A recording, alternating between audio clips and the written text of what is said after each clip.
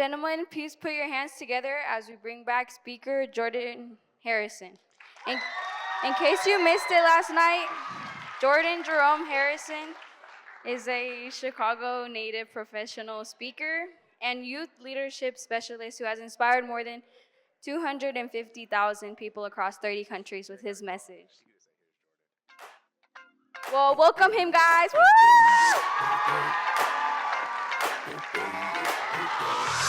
This is that ice cold Michelle fight for that white gold. This one for them good girls. All right, we're good. I got it. What is this? I heard there's gonna be some dance there tonight. Okay, two things that I want to say. First off, glad to be with y'all again tonight. How y'all feeling? Okay, so it's Saturday night, and I also want to echo, because I'm coming after some serious comments, and y'all know I'm gonna bring some energy tonight, but I also don't want to make sure I don't speed past what was just said. Look, this is a leadership camp. And what I'm going to talk about a little bit today builds off of what I said yesterday. We were talking about leadership and all that stuff, but it's also talking about reflection. It sounds like some folks might need to do some reflecting on how they want to show up in all spaces. I teach a class at a university, and one of the things that I tell people is you often don't get a second opportunity to make a first impression. And sometimes the things that we do have consequences, and honestly today, what I'm going to talk with y'all about is simply reflection. So throughout this weekend, you all have done a lot of things. You've talked about, yesterday we talked about leadership theory. We were talking about this idea that leadership is how you make people feel and what you inspire them to do because of it. You did all these games. I was there at the egg drop. That was great with John. I don't know where John, egg drop with John, having a phenomenal time. Shout out to y'all. We'll share a little bit later about those who won from that one. But let's actually take a moment, because to me, if we have a whole leadership camp and talk about what is leadership, and we talk about how to do leadership, and we talk about communication, and we talk about how to make sure an egg doesn't break, but we don't talk about you, we're missing a huge person. So tonight, we're simply gonna have you reflect on like, yo, who are you? And what does my leadership and my story sound like and understand based off of the experiences that I've had? So we talked about this. This is just a reminder yesterday. Visionary leadership a little bit. Here's where we're going, why it matters, coaching leadership, affiliative leadership, all these types of things. I saw them out in play in a variety of ways that you all were showing up. We talked about motivation, and this is where we ended. And where we ended on motivation was this second question. What will be the thing that will stop you? So I want to do a quick little exercise, but I can't do it with everybody. So I need like, let's maybe say 30 people just to, okay, but here's what I need. Can you come up to me real quick? Yeah, come up. Okay, here's what I need. Okay, so can you stand this way? Okay, so I need you all to have 30 people or sets of twos. Just find a partner. Not everybody, okay? I need like 30 people like in the hall, in like the, what are these things called? Aisles, rows, y'all know what they are. And you're gonna stand like this, okay? I just need like 30-ish people, not an exact count, so find a partner, stand up and stand just like this, and then we'll go, okay? But stand in the aisles or somewhere, okay? All right, I got enough people standing, okay, but stand like spread out across all the aisles and spaces and everywhere. Yeah, spread out, spread out, spread out, spread out, spread out. Yeah, but people behind you stand back there, wherever, take up more space. Okay, so everyone's standing up. The people in the middle, can I have you all actually like spread out even more, like go over to that back side, go over somewhere, just go places. It doesn't matter, the whole room's available. Go places, feel free.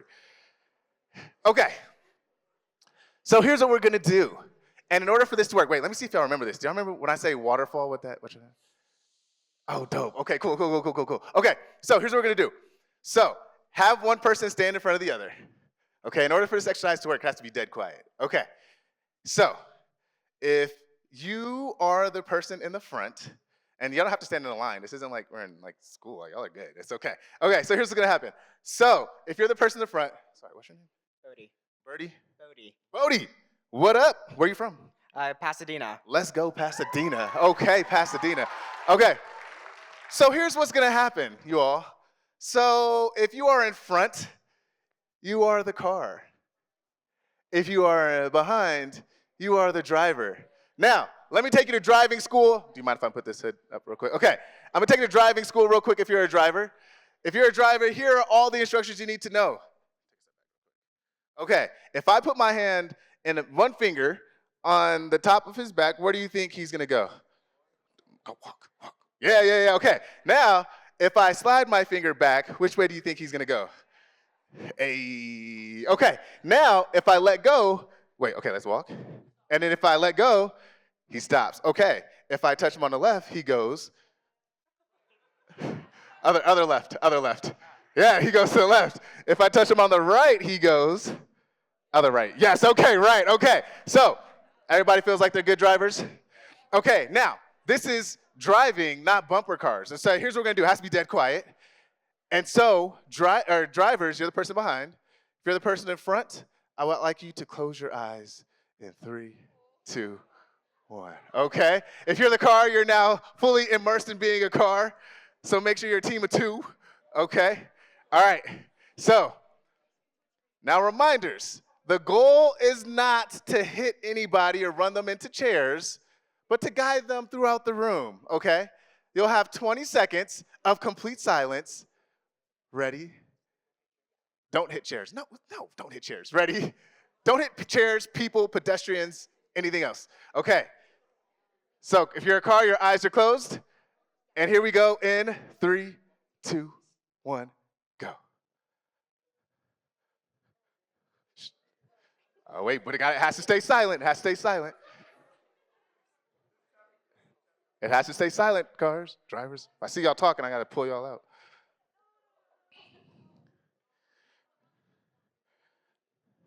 Okay, pause, because y'all are driving like 90-year-old folks that have never had a license before in their entire life. Okay, so let's take this. Let's say, yeah, exactly. Okay, so same thing. You have to be quiet, though. You can't say anything, even if you're a car. Trust the process, okay? Here we go. Same thing, but just take it up a notch. Let's act like, you're like, not a full sprint. You're not running, okay? Ready? When you're quiet, we'll start. When you're quiet, we'll start. In 3, 2, 1, go.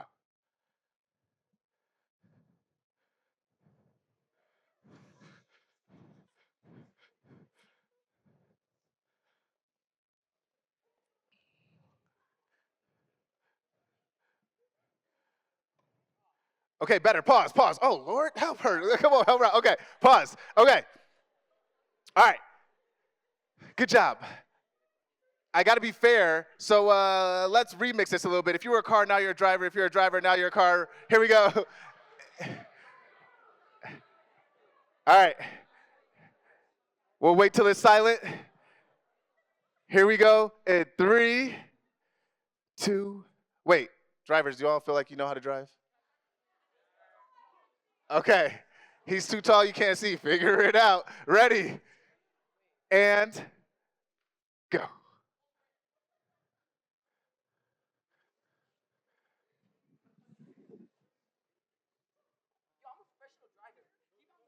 Professional drivers are quiet.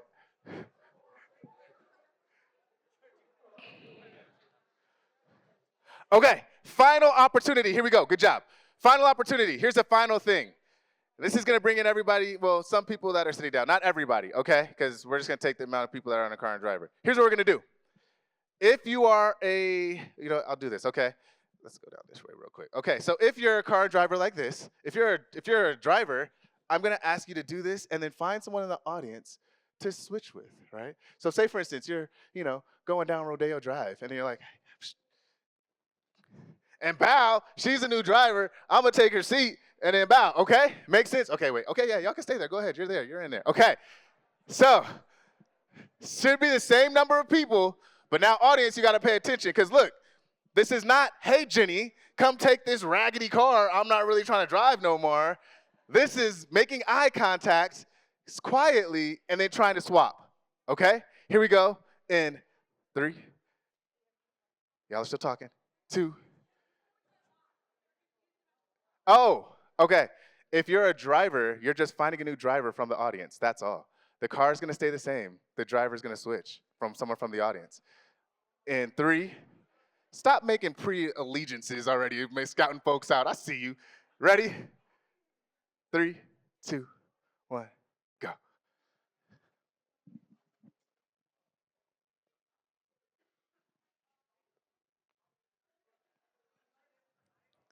Nope, can't go into the aisle.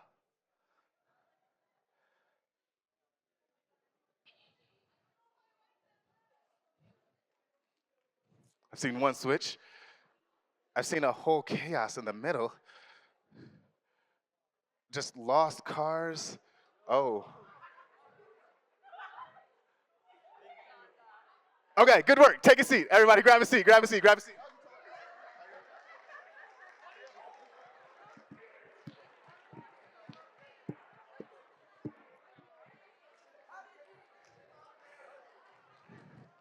They just landed up here. Okay, so y'all know me. I want to bring the energy and I want to make sure we're engaged. So let's have a quick debrief. Y'all, who was the car, who was the driver? I was a driver. I was the car. How was it being the car? I don't know what I was doing. I was just trusting the driver. Okay, and how was it being the car? Or the driver? Driver. No, it wasn't that bad. You just gotta like focus and avoid the other people. Like it was. Okay. I'm gonna stay at the car for a second. Okay, let's give a round of applause to the driver real quick. Okay. All right, car. Let's break this down a little bit. What'd you say? Just say again what you said. I said that I didn't know what I was doing, but I just have to like make sure I trust the driver. And then what was that trusting like? What did it require you to trust? Just like that the driver doesn't want to like make me like fall on someone else, so I just like followed the driver's directions. Was that easy? No. Did you like it? Sure. Okay. Would you have preferred a different driver? Nah. Would you have preferred to have your eyes open? Yeah. Thank you. Okay, grab a seat. Let's give him a round of applause. All right. So here's what we're going to go into today. That is a fun activity to highlight something that could be happening every single day. And the dynamic or the phenomena that I want to talk with you all and have you all reflect on briefly is what's and who is actually driving you. Like, who are the people, the things, the moments, the folks that are pushing you, whether you see them or you're driving or you're in a car with your eyes open or closed. So here's what I'm going to ask you all to reflect on. I want you all to do this for a quick second. Just think. One story shaper. Think on your life, however many years that you've had. And again, we're thinking about you personally today. Everything before here is about leadership, all that stuff. This is about you today. One story shaper, a moment, a choice, a person, or a value, something that helped shape who you are today. I'm going to give you 30 seconds just to think about what it is. It doesn't need to be super dramatic or anything like that. It can be something simple, but I want you to think for a moment, what is a story shaper of your life? And then here's what I'm going to ask you to do. Turn to the person next to you. I'm going to give you 2 minutes. What is that moment? And share it with them. Ready and go.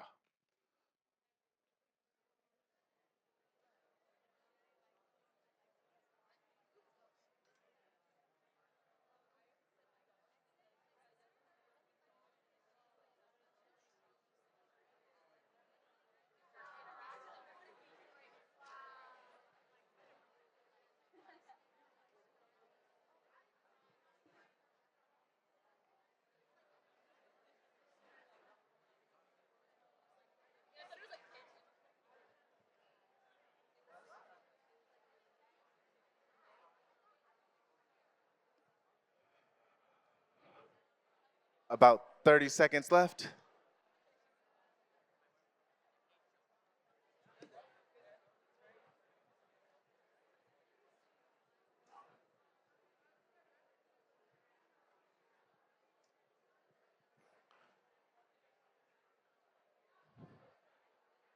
All right, can I get a waterfall?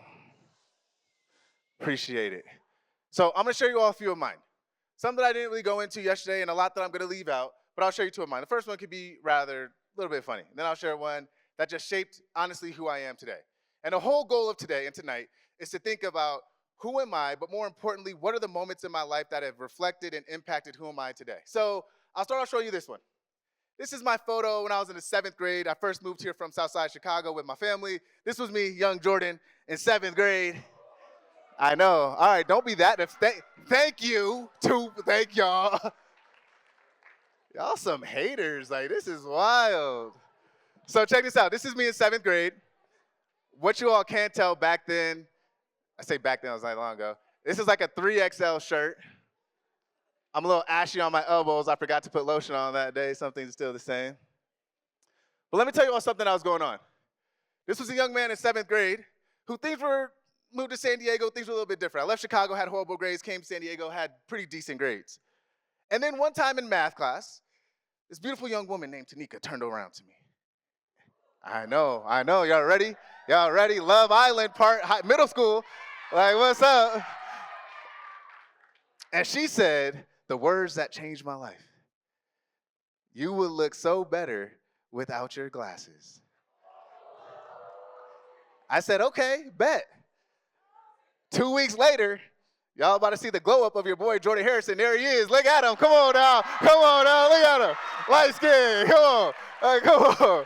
Y'all see that? Y'all see that? Y'all see that? Y'all see that? One comment from one young lady in middle school switched up my whole life. Now, let me tell y'all the real. The real was, those were prescription glasses because I couldn't see. The real was, I'm squinting in this photo. The real was, my GPA went from above a 3.0 to a below a 1.0 in a matter of a year. Because one person said, I thought you looked better without glasses. And it's something simple, but I want y'all to think for a quick moment, is there something in your lives and even how you're presenting today? Because someone said something about you. Because someone said, yo, maybe you should dress like this. Because someone said, actually, you can't go and do that career. This is supposed to be not for you. Or, yeah, you might want to go to that university. That's not going to happen. Or you think you're good at math? Why would that happen? But something simple changed my whole thing. And the real truth is, if you want to talk about leadership, we have to talk about leaders who sometimes be fronting. And this was me fronting for a year, acting like I was cool. The glow up was real for real, but I was failing class. And what good is it to look cool, to feel like you have everything going for you, but at the same time, you're failing the things that matter to you most and where you want to go? What does it actually feel like, and how do you respond when those things actually happen? And the other time I'll share with you all is this one. And this was a moment when I was in high school. Unlike y'all, I didn't get my first cell phone until I was in the 12th grade. This was my first phone. Y'all can laugh. It's a Motorola Razr. Thank you, 5 people, for clapping. It was cool, you know. But here's the context behind it. I didn't get a phone until I was a senior in high school because my parents weren't able to afford it. I had to go get a job at Foot Locker, and I had to pay this, and I was working in high school in San Diego, working 25 hours a week, and most of the money went back to my family, and the only thing that I had money left over for was a phone. And I was grateful for this phone because I was finally glad to be able to, talk to people, text them, be like, hey, I got free. You don't even know about this, but minutes used to cost, and you had to be free after 9 p.m. Like, I had to call someone after 9 because it was free. But I was glad to get this phone, but at the same time, I felt broken. The same time, I felt frustrated because my whole life, I was like, I want this phone, I want this phone, I want this phone. And it was everything that I thought that I wanted, but I found myself frustrated because I got this, but it took so much from everything else. It took everything out because everything that I think I was going to earn, I gave every one of my paychecks to my mom. I had to make sure that she was going to be straight because what good is it for me to have a phone if I don't have a mom to talk to, and she was going through some things, so I had to make sure she was straight.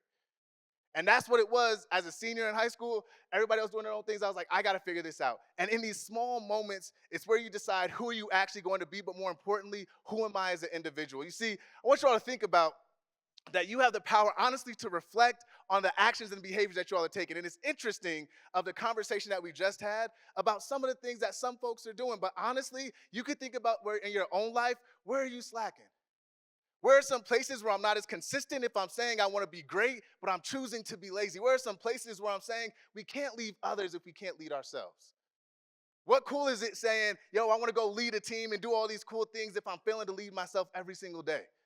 For me personally, it was getting up to the gym, and I've been doing it for like 2 years now. I go to the gym at 4:30 every morning and 6 a.m. every morning. And people at first thought I was crazy.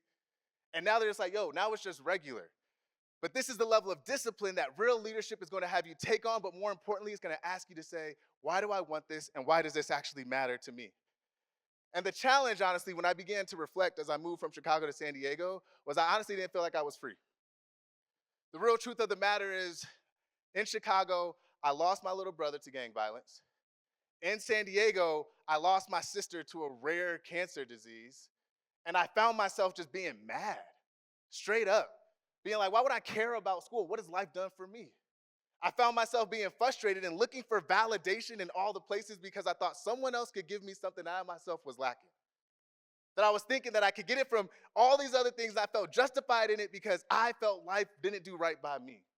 That despite the fact that I was working hard, trying to do all these things, trying to make sure my parents were straight, that I found myself still mad that, like, oh, why does this have to happen to me? Why do I got to go and do this work? Why is this? All these types of things. And I never even cared to say, yo, Jordan, check yourself. I would go to school, act like everything's okay, act like everything's straight. I think Albert this morning was talking about it, that sometimes we need to actually ask someone next to us, how are you doing, and take the time to actually care.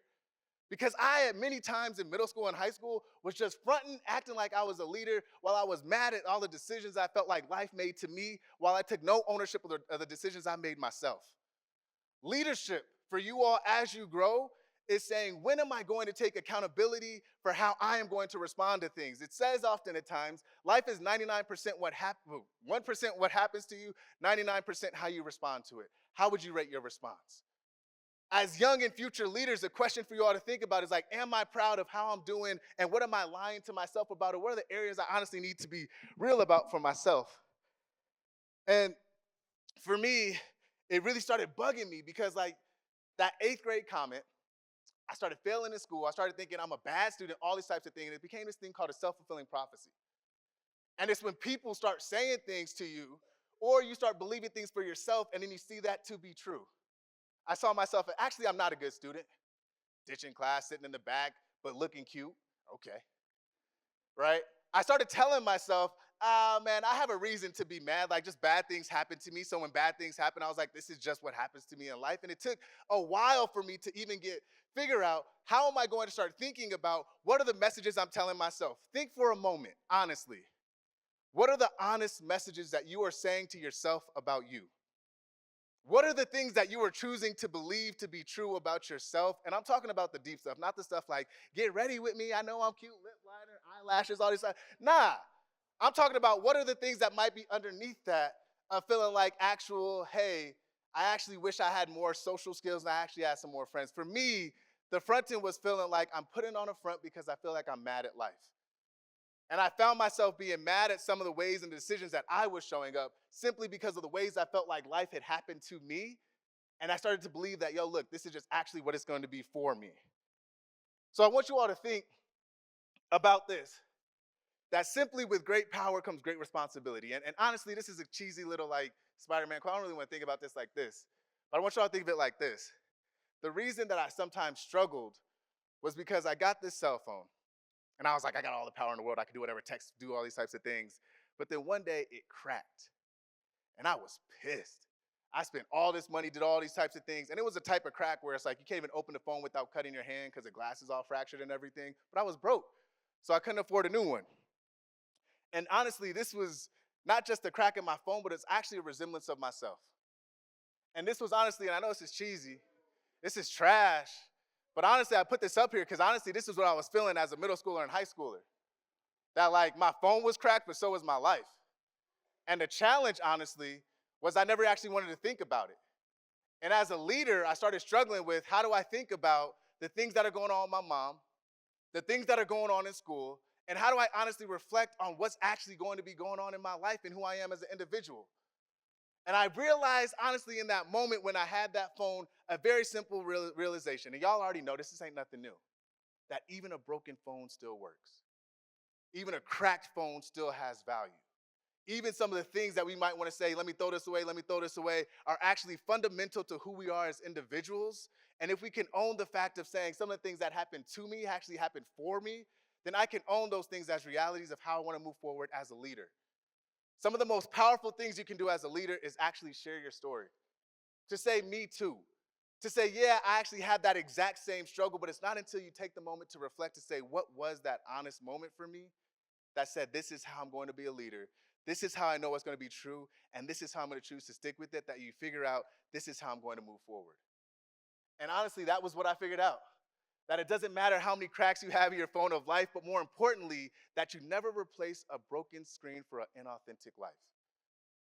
The challenge for us all to think about today, and that I want to leave y'all with before I do one more spoken word poem before I get out of here, is this. In what ways, if you think about yourself, are you faking it?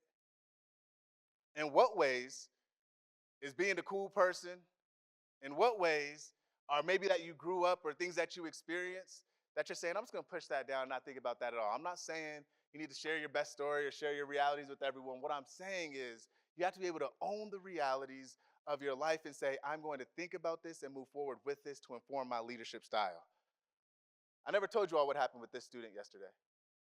So this student I shared with yesterday, in the 8th grade, like I said, he had one of the worst GPAs I'd ever seen. Below 1.0, was ditching school. Like, I was blown away by how low his scores were. About 2 years ago, actually, he called me and I said, what's going on, Jordan? He said, actually, I just want to tell you, thank you. Simply because he said, you didn't see me for what I was actually coming up as. You didn't see me as a person that everyone thought was a knucklehead sitting in the back of the class. He said, I was just struggling looking for somebody to see me. And he said, thank you for doing that, because now he works on Wall Street in New York, graduated from UCSD and got his master's from Columbia and then got it in an MBA.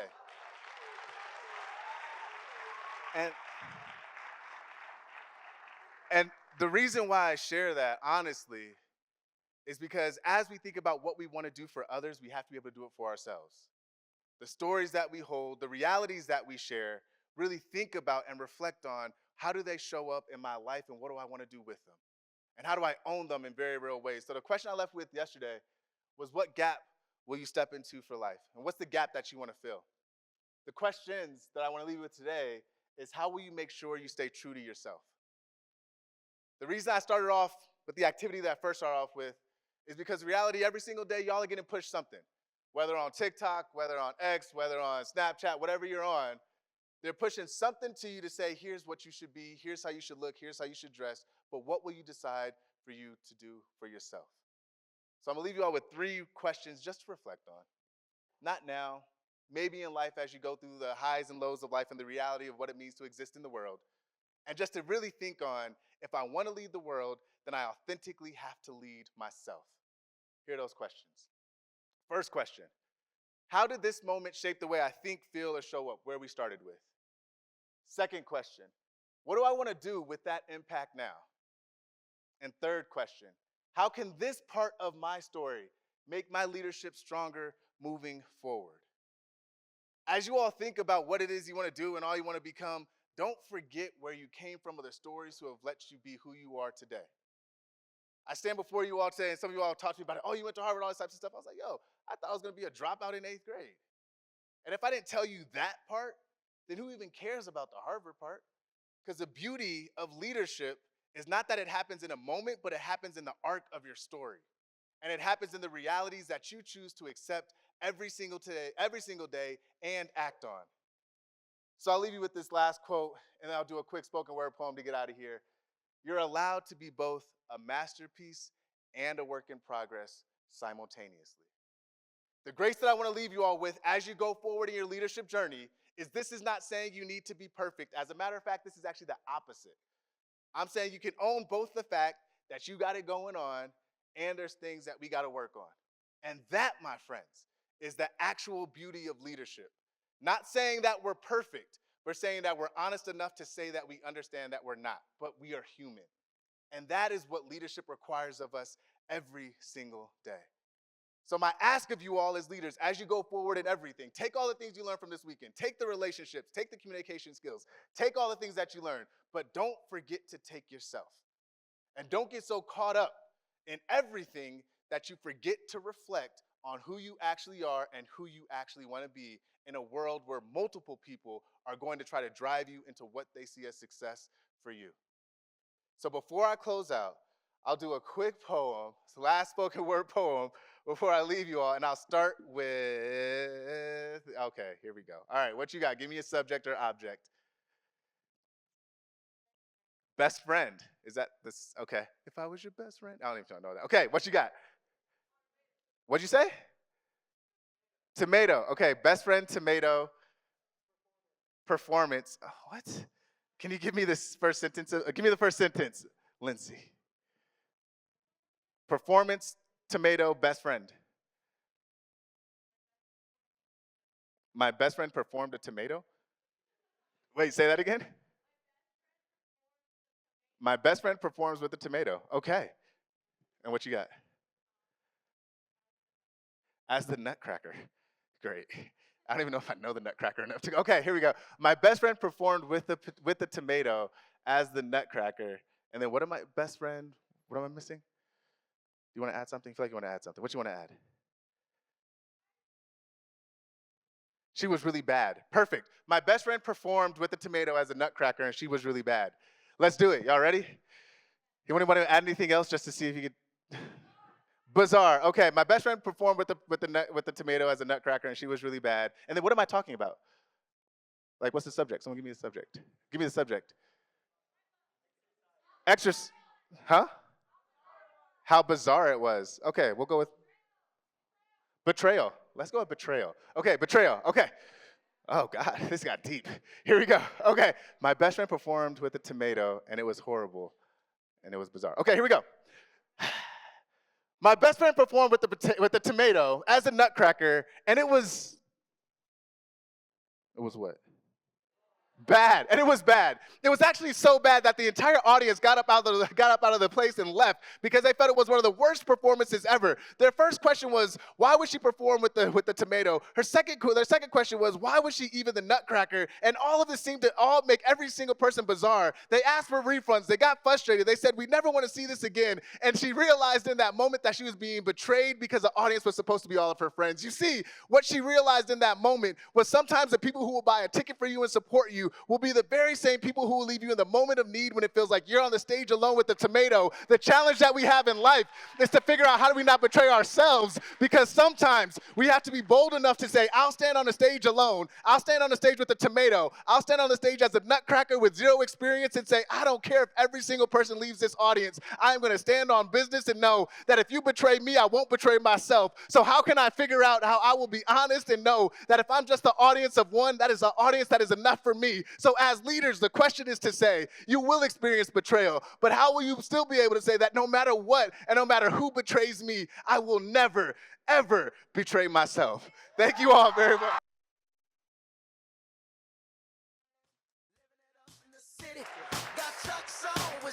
All right, thank you so much, Jordan, for that inspirational, relatable talk of the night. Almost made me drop a tear.